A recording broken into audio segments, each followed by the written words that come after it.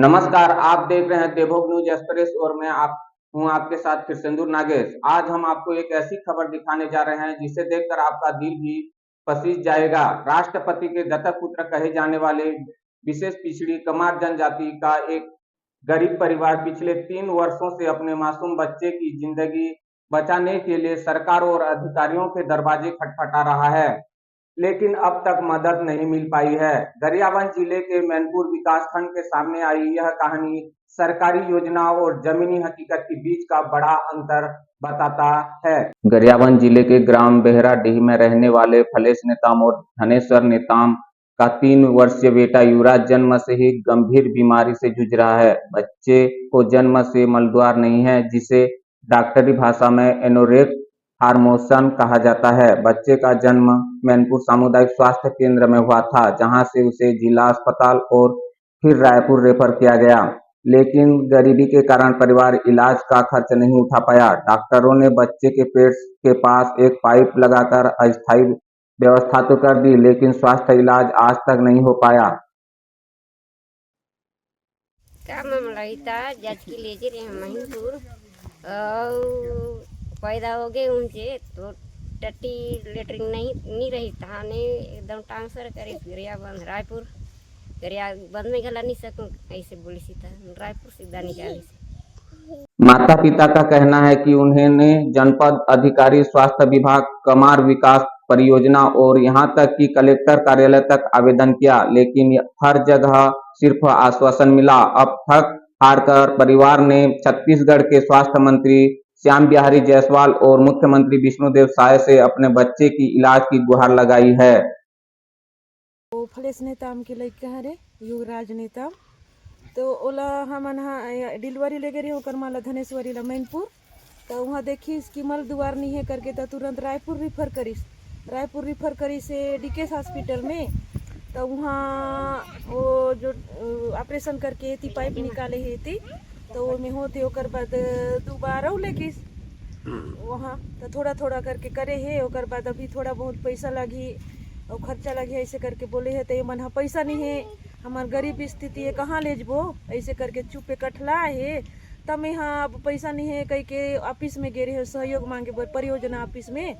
तो परियोजना ऑफिस में गए हूँ तो सर हा बोलिस कि एसी सरसन मिल लो ऐसे करके। तब यहाँ जाके एसी सरसन मिले ऐसे सर ला बोले कि कमार जनजाति के बच्चा है सर 3 साल के ओकर मल दुआर नहीं है, बहुत तकलीफ होते।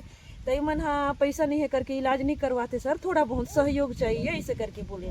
तो सर बोलिस कि अब तो बजट नहीं है तुम्हार, कमार समाज के बजट खत्म हो गए, भुंजिया समाज पर एक परिवार में 10,000 मिलते ऐसे की। तो मैं बोले भुंजिया और कमार में क्या अंतर है सर? तो वही भुंजिया समाज के एक परिवार के 10,000 ला भी सहयोग कर दे, वो मैं भी नहीं कर सकूँ नहीं के सिवाय कुछ नहीं बोलिस। ओकर बाद हमन हाँ फिर आ गए घर। तो ओकर बाद फिर परियोजना में फिर पूछ के देखे तो वो बन बोलिस कि एक बार कलेक्टर से मिल लो। तब मैं कलेक्टर पर आवेदन लिख के गए हूँ कलेक्टर ऑफिस। तो कलेक्टर सर ला बोले कि ऐसे ऐसे बात है सर। मोर भैया अभी वर्तमान में मैं जनपद सदस्य हूँ क्षेत्र क्रमांक 4 से। तो मोर आश्रित गांव बेहराडीह में एक फलेश कुमार है, विशेष पिछड़ी जनजाति कमार जाति के लड़का है। तो डिलीवरी के लिए वो मैनपुर ले गई, डिलीवरी तो हो गए वहाँ, लेकिन वहाँ बच्चा की गुदाद्वार नहीं रही से, गुदाद्वार नहीं हो के वजह से फिर वो गरियाबंद रिफर करीन, गरियाबंद रिफर के बाद फिर वो डीके रिफर कर दिन, डीफे रिफर करे के बाद तत्कालिक व्यवस्था के लिए बच्चा के साइड से ना ऑपरेशन करके थोड़ा छेदा कर दिन मन। हाँ ओकर बाद फिर कुछ दिन ओकर बाद फिर वापस आ गए।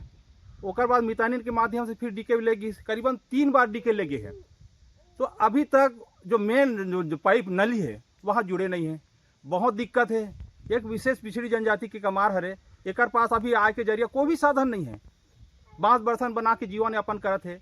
लेकिन दिक्कत के बात है कि जिला के जो जिम्मेदार अधिकारी है, सहायक आयुक्त है, कलेक्टर साहब है, इकर मन के पास जाए के बाद भी एक 10-20 हज़ार रुपये सहायता नहीं मिला। बड़ा दुखद घटना है।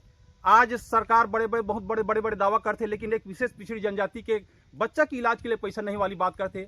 ये बहुत दुखद घटना है। मैं शासन प्रशासन से निवेदन करता हूँ कि ये बच्चा के इलाज हो, बस मोर ही निवेदन है।